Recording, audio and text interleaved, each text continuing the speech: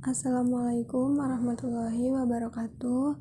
Di sini saya Atika dan teman saya Melani akan menjelaskan tentang struktur dan fungsi asam lemak dan lipid. Berikut adalah rincian penjelasannya.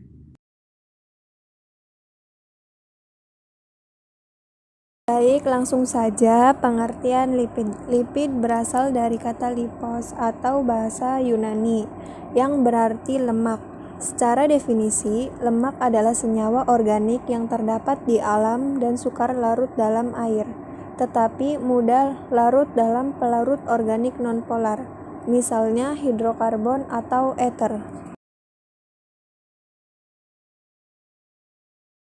Selanjutnya, struktur lipid.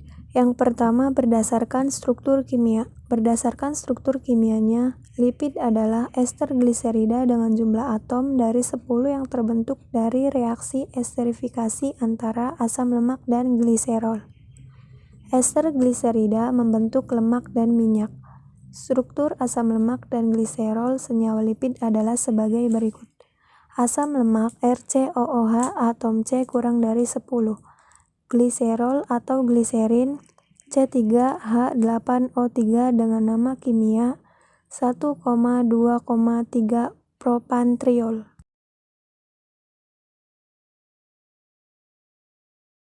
Yang kedua berdasarkan struktur trigliserida.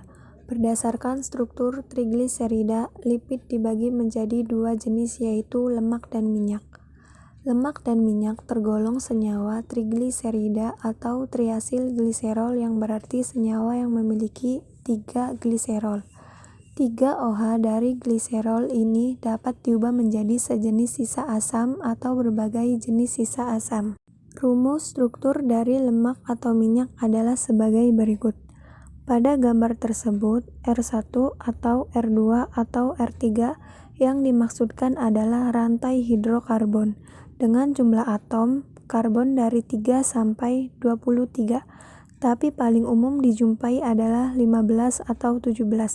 Lemak yang terbentuk dari asam karboksilat sejenis R1 sama dengan R2 sama dengan R3 disebut lemak sederhana.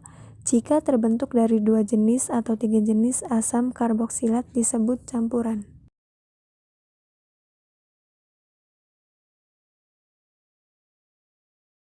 Perbedaan lemak dan minyak. Lemak dan minyak juga dapat dibedakan dari sifat fisis dan kimia, yaitu dari asal pembentuk, asam lemak, esensial, bentuk dalam wujud gamar, dan titik didihnya.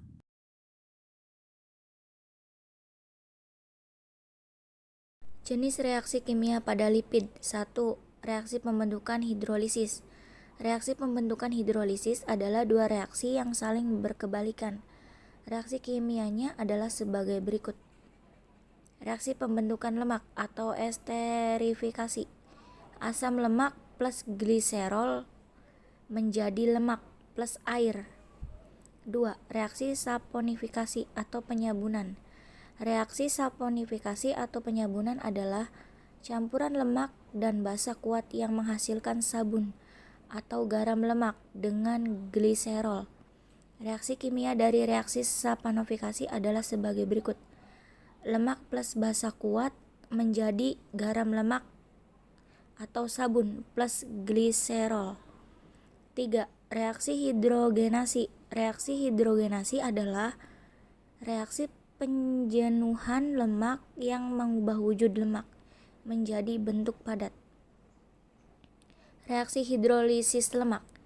Lemak plus air menjadi asam lemak plus gliserol.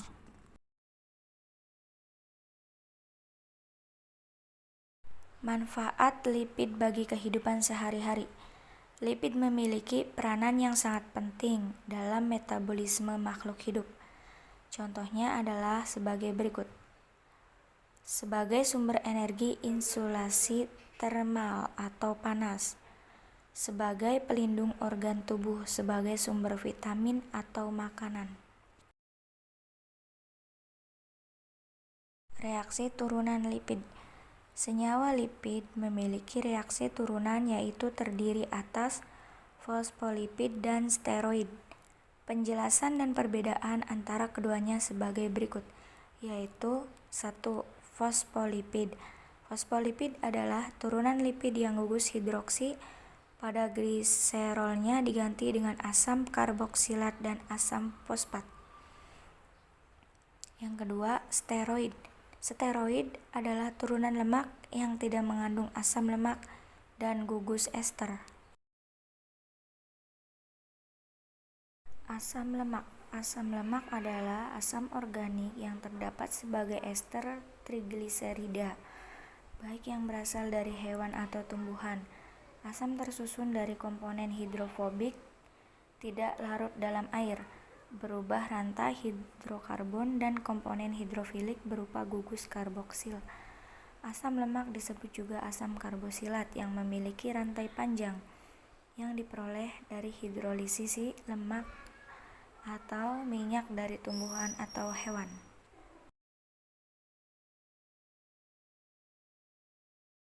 Ada dua macam asam lemak. 1. Asam lemak jenuh atau saturated fatty acid. Asam lemak ini tidak memiliki ikatan rangkap. Disebut juga asam lemak non-esensial. Lemak jenuh kebanyakan tidak baik bagi kesehatan. Contohnya asam laurat, asam palmitat, dan asam setret. 2. Asam lemak tak jenuh atau unsaturated fatty acid.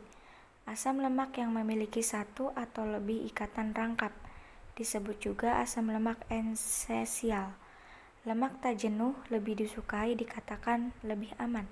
Contohnya yaitu bersumber dari buah-buahan, asam olet, asam inolet, dan linolenat. Struktur asam lemak. Suatu asam lemak adalah asam karbosilat dengan rantai alifatik panjang, baik jenuh maupun tak jenuh. Hampir semua asam lemak alami memiliki rantai tak bercabang dengan jumlah atom karbon genap, mulai dari 4 sampai 28. Asam lemak biasanya diturunkan dari trigliserida dan fosfolipida.